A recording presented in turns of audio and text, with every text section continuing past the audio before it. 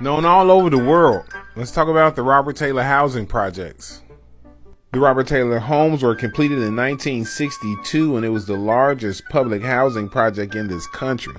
It was a part of the State Street Corridor, a 4-mile stretch of projects located almost in the middle of the city.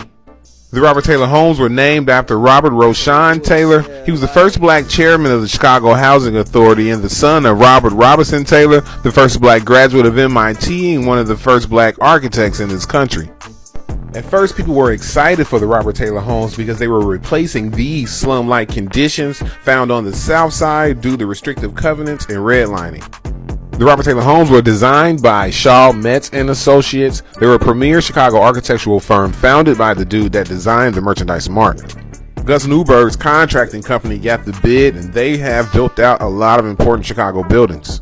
But despite the fact that the Robert Taylor homes were designed by and built by premier Chicago companies, they were in disrepair about 10 years after they were finished.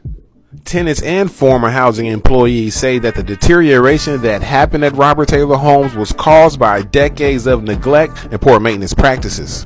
The elevators were designed on the outside of the building, so they took on a lot of Chicago weather, and they basically never worked, and when they worked, they were death traps. Be it poor Irish, Italian, or Jewish neighborhoods, whenever the city neglects those neighborhoods, gangs form in those neighborhoods, and that's what happened to the Robert Taylors. The Taylors had a U-shaped design that created a lot of blind spots, and it made it hard for the police to patrol, but sadly, it made it perfect for snipers. Like a lot of housing projects in Chicago, the Robert Taylor homes started to come down in the early 2000s, and Bronzeville lost a lot of black residents. It should be noted that Robert Taylor quit the CHA in protest because he was tired of them putting projects in only black neighborhoods. It was sort of disrespectful to name the projects after him in the first place. I don't want you to get it twisted, though. At its height, there was about 28,000 people living in the Robert Taylor housing projects, and most of them were very awesome Chicagoans who went on to do dope Chicago stuff. People like Maurice Cheeks and Kendrick Lamar's dad, Michael Collier, Kirby Puckett. The list goes on and on. Shout out the memory of the Robert Taylor homes.